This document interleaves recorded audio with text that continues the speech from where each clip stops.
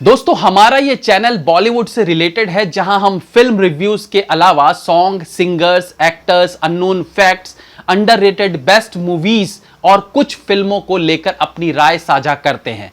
आज हम जिस फिल्म पर चर्चा करने वाले हैं उस फिल्म का नाम है 1971। मैंने ये फिल्म 2011 या 12 में देखी थी और पिछले काफी समय से इस फिल्म पर चर्चा करने के लिए मेरे पास रिक्वेस्ट आ रही थी, लेकिन क्योंकि ये फिल्म वाकई में चर्चा करने योग्य है तो मैं इस पर वीडियो बनाने के लिए सही समय का इंतजार कर रहा था।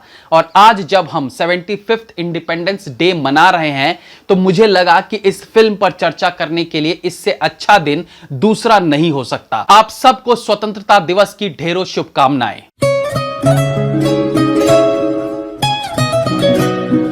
यूं तो हमारे दिल में हमेशा से हमारे देश, हमारे फौजी भाइयों के लिए सम्मान बना रहता है, लेकिन साल में कुछ ऐसे मौके होते हैं जब यह सम्मान और बढ़ जाता है, जैसे कि गणतंत्र दिवस या फिर स्वतंत्रता दिवस, क्योंकि यह दिन हमें स्पेशली अपने जवानों की याद दिलाता है जिन्होंने समय समय पर दुश्मनों से लड़ते हुए अपने प्राण निछावर कर दिए। आज हम बात करेंगे 1971 फिल्म की, जो मुझे लगता है कि आम पेट्रियोटिक वॉर फिल्मों से बहुत अलग है। यहां हमें एक फौजी का वो पहलू देखने को मिलता है जो असल में हमारी नजर में उनके लिए सम्मान और बढ़ा देता है। और ऐसी ही कहानी बताती है 2007 में रिलीज्ड फिल्म 1971। कहते हैं इतिहास हमेशा चंद लोगों के नजरिए से लिखा गया।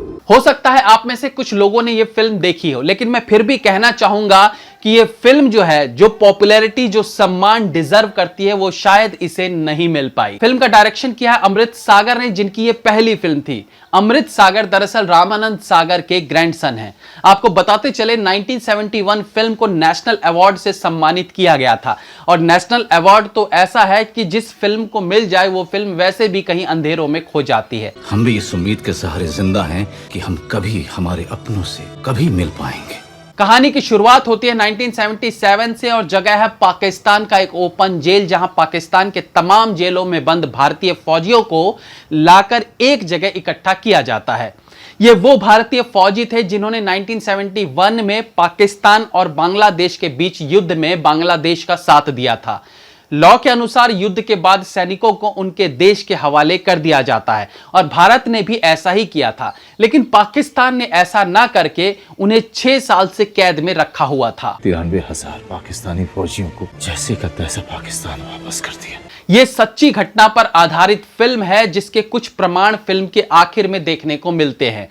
फिल्म के स्टार कास्ट के बारे में बात करें तो यहां मनोज बाजपेयी ने इस फिल्म में अपने जीवन का one of the best performance दिया है। इनके अलावा फिल्म में कुछ ऐसे एक्टर्स शामिल हैं जिन्हें इस बेहतरीन फिल्म के बाद भी सालों तक भी हिंदी सिनेमा में काम नहीं मिला। इनमें कुछ नाम है दीपक डोबरियाल, मानव कौल, कुमुद शर्मा। इनके अलावा फिल्म में रवि किशन भी अहम भूमिका में नजर आते हैं। देखा जाए तो इस फिल्म में कोई एक लीड हीरो नहीं है। फिल्म में कई लीड हीरो हैं जिन्होंने अपने किरदार को इतना जबरदस्त निभाया है कि उन्हें सपोर्टिंग एक्टर्स कहना गलत होगा। ये मौका दोबारा नहीं मिलेगा। यह फिल्म नहीं बल्कि एक तरह की फीलिंग है जो 2.25 या 2.5 घंटे तक महसूस करते रहेंगे आप। तो कहानी में आगे इन भारतीय फौजियों को पता चलता है कि रेड क्रॉस सोसाइटी के लोग पाकिस्तान में आ चुके हैं, और पाकिस्तानी सेना नहीं चाहती थी कि उन्हें पता चले कि उन्होंने अभी तक भारतीय सैनिकों को उनके देश नहीं जाने दिया है। इसलिए उनसे बचने के लिए वो सारे भारतीय फौजियों को एक अलग स्थान पर कैदी बनाकर रखते हैं। इन्हीं में से major Suraj Singh as Manoj Bajpayee, captain Jacob as Ravi Kishan, flight lieutenant Gurtu as Deepak Dobriyal, flight lieutenant Ram as Manav Kaul और कैप्टन कबीर एज कुमुद मिश्रा, ये सब डिसाइड करते हैं वहां से भागने की, ताकि वो अपने देश जाकर सबको बता सके कि उनके जैसे बहुत से फौजियों को पाकिस्तान सरकार ने बंदी बनाकर रखा हुआ है। बॉर्डर के इतने नजदीक एक साथ रहने का मौका में दोबारा नहीं मिलेगा। अब यहां से बॉर्डर तक भागने की कहानी है ये फिल्म 1971। हर कहानी का एक सुखद अंत हो ये जरूरी नहीं, और सुखद अंत वाली कहानी ही आपको सेटिस्फाई करे ये भी जरूरी नहीं, और इस एग्जाम्पल को सही ठहराती है फिल्म 1971। फिल्म के स्क्रीन प्ले की बात करें तो इसे इतनी बारीकी से लिखा गया है कि यह आपको बोरियत का एक पल भी नहीं दे पाती है। छोटी छोटी चीजों को इस तरीके से कागज पर उतारा गया है कि कहानी में कसावट बनी रहे, और यही कारण है यह फिल्म एक बार जब आपको अपने ग्रिप में ले लेती है तो अंत तक आप इस फिल्म से नजर नहीं हटा पाएंगे। सर ये लोग 15 अगस्त को अपना इंडिपेंडेंस डे मनाना चाहते हैं, तो उसके लिए उन्होंने कुछ नए कपड़ों की डिमांड की है सर। खूबसूरत पहाड़ियों के बीच चेजिंग सीन इतने इफेक्टिव लगते हैं मानो ये सब कुछ रियल में आपकी आंखों के सामने घट रहा है। भारतीय लोकेशंस को इस प्रकार से पाकिस्तान दिखाया गया है कि एक बार भी महसूस नहीं होता कि यह पाकिस्तान नहीं होगा। एक्शन सीन्स को इतने तरीके से शूट किया गया है कि गन शॉट्स, ब्लड, एक्सीडेंट, गोली लगने की पीड़ा, सब कुछ आप खुद महसूस कर पाएंगे।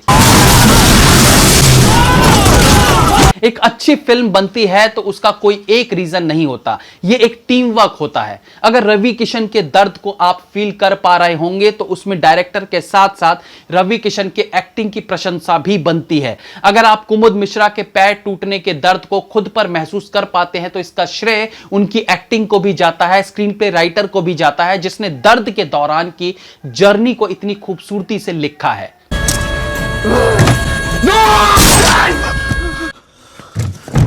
अगर हिंदुस्तान के बॉर्डर को देखकर मनोज वाजपेयी के आंखों में चमक आपकी आंखों में भी आती है तो यह केवल डायरेक्टर की करामात नहीं बल्कि मनोज वाजपेयी की इलेक्ट्रीफाइड एक्टिंग के कारण भी है, जो एक पल को आपको भी ऐसा महसूस कराता है कि जल्द से जल्द मेजर अपनी सरहद के दायरे में अंदर घुस जाए।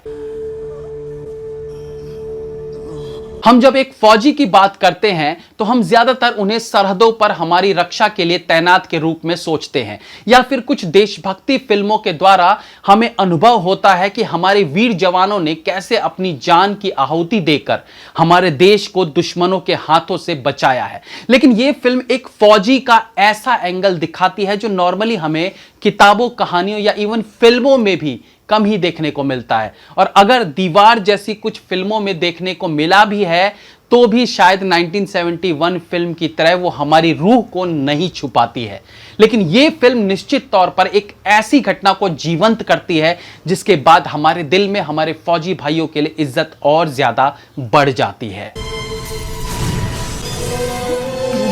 फिल्म के एक्शन सीन्स बहुत रियल लगते हैं। बुलेट शॉट्स हो या फिर ब्लास्ट सीन्स, उन्हें बड़ी खूबसूरती के साथ फिल्माया गया है। फिल्म में हर एक्टर ने अपने काम को शानदार तरीके से निभाया है। रवि किशन की बात करें तो पेट में लगी गोली की पीड़ा को उन्होंने बहुत बारीकी से हमें महसूस कराया है। मानव कौल ने अपने सीन के क्लाइमैक्स में इस तरीके से तबाही मचाई है, वो फिल्म के खास सीन्स में से एक है जो आपको लास्ट तक याद रह जाएगी। अगेन कुमुद मिश्रा भी अपने रोल में जान डालकर फिल्म में अपनी जान गंवा बैठते हैं। कुछ नहीं सही हो जाएगा, बिल्कुल सही। फिल्म में हर एक्टर ने अपने काम को शानदार तरीके से निभाया है। रवि किशन की बात करें तो पेट में लगी गोली की पीड़ा को उन्होंने बहुत बारीकी से हमें महसूस करवाया है। मानव कौल ने अपने सीन के क्लाइमैक्स में जिस तरीके से तबाही मचाई वो फिल्म के खास सीन्स में से एक है जो आपको लास्ट तक याद रह जाएगी। अगेन कुमुद मिश्रा भी अपने रोल में जान डालकर फिल्म में अपनी जान गंवा बैठते हैं। दीपक डोबरियाल कमाल के एक्टर हैं, उनके बारे में भी यही कहूंगा कि फिल्म इंडस्ट्री ने उन्हें आंकने में बहुत समय लगा दिया। अगर इस तरह की फिल्म जो 2007 में रिलीज हुई है और इस फिल्म के एक्टर्स की ऐसी परफॉर्मेंस के बाद अब जाकर इन एक्टर्स को थोड़ी पहचान मिली तो इट मींस अभी भी बॉलीवुड में सही जौहरियों की कमी है। अगर उससे कुछ हो गया तो मैं पूरे पाकिस्तान में आग लगा दूंगा। मनोज वाजपेयी तो धुआंधार एक्टर है ही, जिस तरीके से वो अपनी सिचुएशन के हिसाब से अपने डायलॉग डिलीवरी देते हैं, पॉजेस लेते हैं, हड़बड़ा कर बोलते हैं, आंखों में जिस तरह से भाव लाते हैं वो उन्हें एक कंप्लीट एक्टर बनाता है। मेजर सूरज सेन, राजपूताना राइवल्स। इनके अलावा पीयूष मिश्रा जो पाकिस्तानी अफसर बने हैं वो भी अपने रोल को अच्छा निभाते नजर आते हैं। आपको बता दें कि इस फिल्म को पीयूष मिश्रा ने ही लिखा है। तुम्हारे बाप हैं कर्नल शहरयार खान। इसे एक एक्शन पैक्ड सैड फिल्म कहा जाए तो गलत नहीं होगा। फिल्म का क्लाइमेक्स ऑलमोस्ट आपको रुला देने की काबिलियत रखता है। फिल्म के दो और प्लस पॉइंट की बात करें तो पहला है इसकी लिखावट, जिसमें स्क्रिप्ट के साथ साथ डायलॉग्स भी सराहनीय हैं। फिल्म की शुरुआत में ही मनोज वाजपेयी के वॉइस ओवर में एक सच्चाई सुनने को मिलती है कि इतिहास चंद लोगों के नजरिए से लिखा गया है। ये एक इकलौती लाइन बहुत से मुद्दों पर बहस करने का न्योता देती है। ये लाइन भले 1977 के नजरिए से लिखी गई हो, लेकिन इसकी सच्चाई आज लोगों को पता चल रही है कि वाकई में इतिहास के साथ छेड़छाड़ की गई है। दूसरा जो फिल्म का एक स्ट्रॉन्ग डिपार्टमेंट रहा है वो है फिल्म का बैकग्राउंड म्यूजिक, खासतौर से इमोशनल म्यूजिक जहां वायलिन का यूज किया गया है।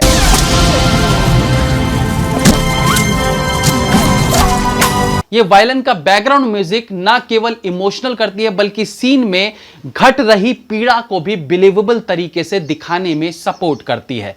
ये फिल्म शुरू से ही बहुत अंडररेटेड रही है, भले इस फिल्म को नेशनल अवार्ड मिल गया हो। हालांकि 2020 में लॉकडाउन के दौरान इस फिल्म को बहुत देखा गया।